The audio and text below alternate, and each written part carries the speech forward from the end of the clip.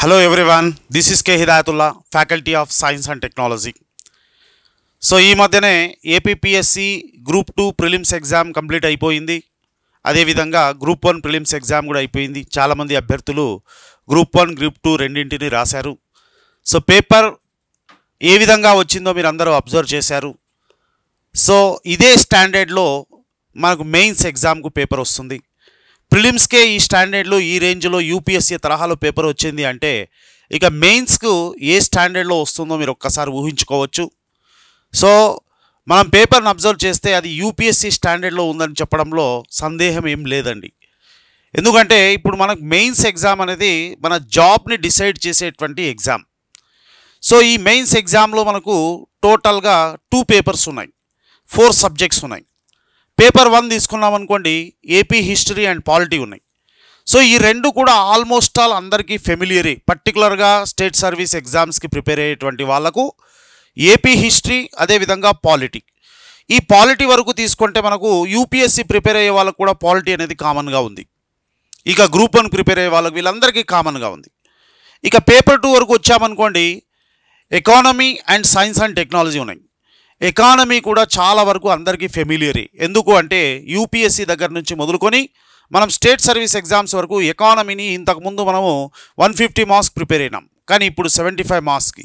So ఈ విధంగా ఓవరాల్గా తీసుకుంటే మాకు ఏపీ హిస్టరీ అండ్ పాలిటీ రెండు పేపర్స్ కూడా స్కోరింగ్ అని చెప్పుకోవచ్చు. కాబట్టి అందరికీ కామన్గానే ఉంటుంది అది. ఇక పేపర్ 2 వరకు వస్తే ఎకానమీ పేపర్ అది కొంతవరకు డ్రై అన్నట్టుగా ఫీల్ అవుతున్నారు.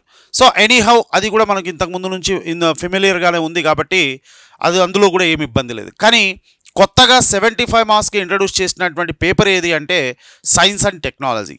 కానీ సైన్స్ అండ్ టెక్నాలజీ తెలియదా అందరికీ అంటే తెలుసు. జనరల్ సైన్స్ పార్ట్ తెలుసు, ఇక టెక్నాలజీ పార్ట్ తెలుసు. టెక్నాలజీ బాగా ఫెమిలియర్ అంటే యూపీఎస్సీ వాళ్ళకు బాగా ఫెమిలియర్. అది కూడా మనకు కొద్ది మార్కులే ఉండేటివి. కానీ ఇప్పుడు సైన్స్ అండ్ టెక్నాలజీకి ఒక భారీ వెయిటేజ్ 1/4 వెయిటేజ్ ఇవ్వడం అనేది జరిగింది. అందులో కూడా ఉన్నటువంటి టాపిక్స్లో చాలా వరకు science and technology and environment part రెండు కలిపి ఇచ్చాడు. సో కాబట్టి ఈ సైన్స్ అండ్ టెక్నాలజీకి ఇంత వెయిటేజ్ ఇచ్చారు కాబట్టి ఇంకా మిగిలినటువంటి మనం ఇంతకుముందు చెప్పినటువంటి సబ్జెక్ట్స్ అన్ని ఏదో ఒక రకంగా మనం ఫెమిలియర్ కాబట్టి దానికి బుక్స్ సోర్సెస్ అవైలబుల్ ఉన్నాయి కాబట్టి చాలా వరకు అంత ఇబ్బందికరంగా లేదు. కానీ ఈ సైన్స్ అండ్ టెక్నాలజీ వచ్చే వరకు దేన్ని ప్రామాణికంగా తీసుకొని చదవాలా, ఏ సోర్స్ని మనం ఎక్కువగా ఫాలో కావాలా, ఎలా చదవాలా అనేది చాలామంది అభ్యర్థులు సతమతం అవుతున్నారు, ఇబ్బంది పడుతున్నారు. సో అంటే పర్టికులర్గా ఈ సైన్స్ అండ్ టెక్నాలజీ అనేది యూపీఎస్సీ రిలేటెడ్గా మనకు ఇంగ్లీష్ మీడియంలో సోర్సెస్ అనేవి బాగా ఉన్నాయి. కానీ తెలుగు మీడియంలో సోర్స్ అవైలబుల్ ఉందా? తెలుగు మీడియంలో తెలుగు అకాడమీ వరకే ఉంది. ఇక మిగిలినటువంటి చెప్పేటువంటి ఫ్యాకల్టీలు కూడా ఎలా ఉన్నారు అంటే సో వాళ్ళకి ట్రాన్స్లేట్ చేసేటువంటి అంటే కంప్లీట్గా ఈ 100% జస్టిఫై చేయాలంటే ఇంగ్లీష్ పైన పట్టు అనేది ఉండాలా. ఇంగ్లీష్ పైన పట్టు ఉండాలా. ఇంగ్లీష్ మీడియంలో చెప్పగలిగేటువంటి ఫ్యాకల్టీస్ అయితే కొంతవరకు న్యాయం చేయగలుగుతారు. ఇక అలా కాకుండా కేవలం తెలుగు మీడియం పైన డిపెండ్ అయినటువంటి వాళ్ళు అయితే కాస్త ఇబ్బంది పడుతున్నారు.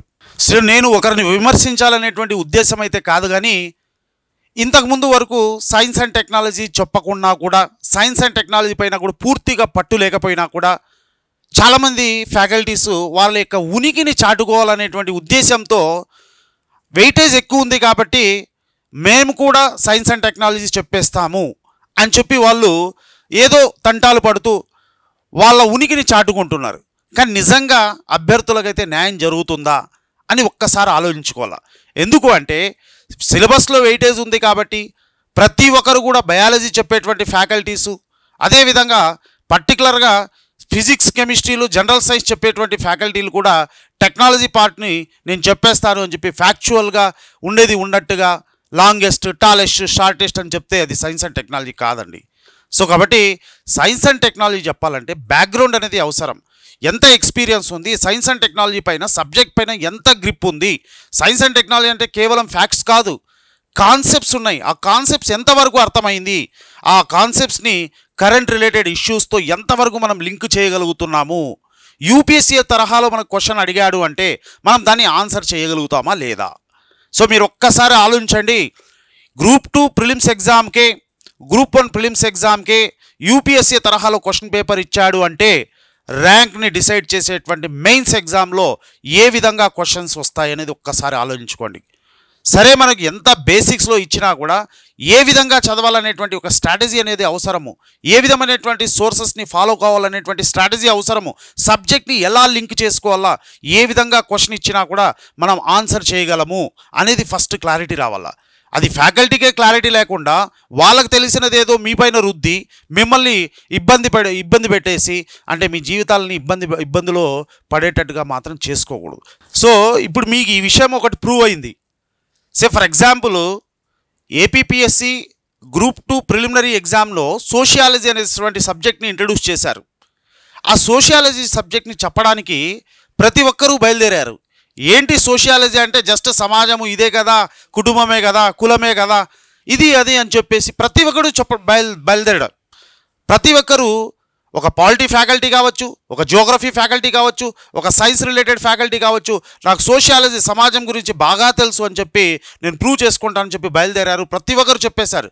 ఇంకా యూట్యూబ్లో చూడాలంటే ఒక్క 1 అవర్ వీడియో చూడండి, మీరు ఇన్ని మార్కులు వస్తాయి, మీ జీవితం మారిపోతుంది, ఈ ఒక్క వీడియో మిస్ కాకండి అని చెప్పి వీడియోలు చేసిన వాళ్ళు ఎంతమంది ఉన్నారు, ఎంతమంది ప్రూవ్ అయ్యారు చెప్పండి.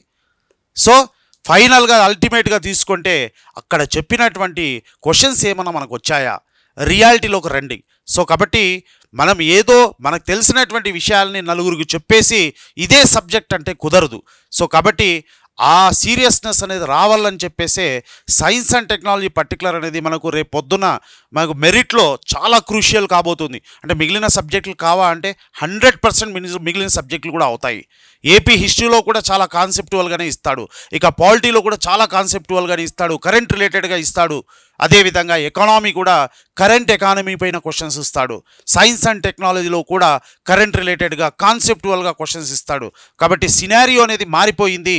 సో పాత పద్ధతిలో ట్రెడిషనల్గా మేము ప్రిపేర్ అవుతాము, 4 బుక్కులు ముందర వేసుకొనేసి చదివేస్తాము, ర్యాంకులు కొట్టేస్తామంటే ఆ కాలం పోయింది. సో కాబట్టి రియాలిటీలోకి రండి. ఇప్పుడు జరుగుతున్నటువంటి ట్రెండ్స్కి తగ్గట్టుగా, ఇప్పుడు వస్తున్నటువంటి చేంజెస్ తగ్గట్టుగా మన ప్రిపరేషన్ స్ట్రాటజీని కూడా మనం మార్చాల్సినటువంటి అవసరం ఉంది. సో కాబట్టి కాన్సెప్టువల్గా, అనలైటికల్గా చదివి మనం ఆన్సర్ చేయగలిగితేనే రేపు పొద్దున మనం రేస్లో ఉండగలుగుతాం, లేకుంటే మరుగున పడిపోతాం. సో కాబట్టి ఈ విషయాలన్నింటినీ దృష్టిలో పెట్టుకొని ఇక్కడ మెంటర్షిప్ అనేటువంటి ఒక ప్రోగ్రామ్ని నేను మొదలు పెట్టడం జరిగిందండి.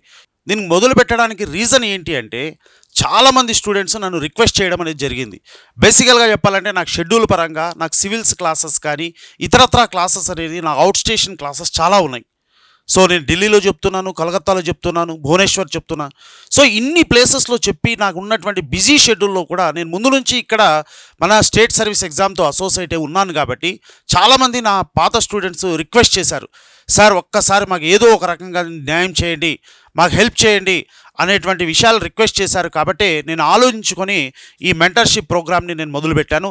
ఈ మెంటర్షిప్ వల్ల నాకు ఫైనాన్షియల్గా మరీ అంత బెనిఫిట్ వచ్చేదేం లేదండి. ఎందుకు అంటే నాకు ఉన్నటువంటి రీసోర్సెస్ చాలా ఉన్నాయి. దీంట్లో నేను సంపాదించేసి ఏదో చేయాలని కాదు, నాకు ఒక ప్యాషన్ అనేది ఏర్పడింది. స్టూడెంట్స్ రిక్వెస్ట్ చేసినారు కాబట్టి వాళ్ళకి ఎలాగైనా న్యాయం చేయాలా, నా స్టూడెంట్స్ మ్యాక్సిమం చాలామంది బెనిఫిట్ కావాలా అనేటువంటి ఉద్దేశంతో నేను ఈ మెంటర్షిప్ అనేటువంటి ప్రోగ్రామ్ని మొదలుపెట్టాను. సో బేసికల్గా ఈ మెంటర్షిప్లో మాకు లైవ్ క్లాసెస్ అనేవి డైలీ నేను లైవ్లో వస్తాను, లైవ్ క్లాసెస్ అనేవి ఉంటాయి. అదేవిధంగా ఆ జరిగినటువంటి టాపిక్స్ పైన డైలీ ఒక 10 క్వశ్చన్లు ఇవ్వడము, దాన్ని ఎక్స్ప్లెనేషన్ ఇవ్వడము, వీటితో పాటుగా అడిషనల్గా కూడా రికార్డెడ్ వీడియోస్ కూడా ప్రొవైడ్ చేయడం జరుగుతుంది. సో ఎప్పటికప్పుడు కరెంట్ అప్డేట్స్ కూడా చేయడం అనేది జరుగుతుంది. సో ఈ ఎగ్జామ్కి సంబంధించిన ఎక్స్ప్లెనేషను, సో అదేవిధంగా స్టూడెంట్స్తో వీక్లీ ఇంటరాక్ట్ కావడము, ఇవన్నీ కూడా జరుగుతున్నాయి. సో కాబట్టి నేను ఏదో మెంటర్షిప్ ప్రోగ్రామ్ని ప్రమోట్ చేయాలనేటువంటి ఉద్దేశం కాదు, కానీ చాలామందికి రీచ్ కావాలనేటువంటి ఉద్దేశంతో నేను వీడియో చేస్తున్నాను. సో కాబట్టి ఎగ్జామ్ని ఎగ్జాక్ట్గా మీరు ఈ సబ్జెక్ట్ని నేర్చుకొని బెనిఫిట్ పొందాలనేటువంటి ఆలోచనతోనే ఈ ప్రోగ్రామ్ని మొదలు పెట్టడం జరిగింది. సో దీనికోసం మీరు హిదాయతుల్లా సార్ క్లాసెస్ అనేటువంటి యాప్ని డౌన్లోడ్ చేసుకోండి. అందులో ఎలా జరుగుతుంది, సో కొన్ని ఫ్రీ వీడియోస్ కూడా ఉంటాయి, ఆ ఫ్రీ వీడియోస్ని చూడండి. తర్వాత టెస్ట్ ఎగ్జామ్స్ని కూడా ప్రాక్టీస్ చేయండి. చేసిన తర్వాత అప్పుడు మీరు డిసైడ్ చేసుకోండి.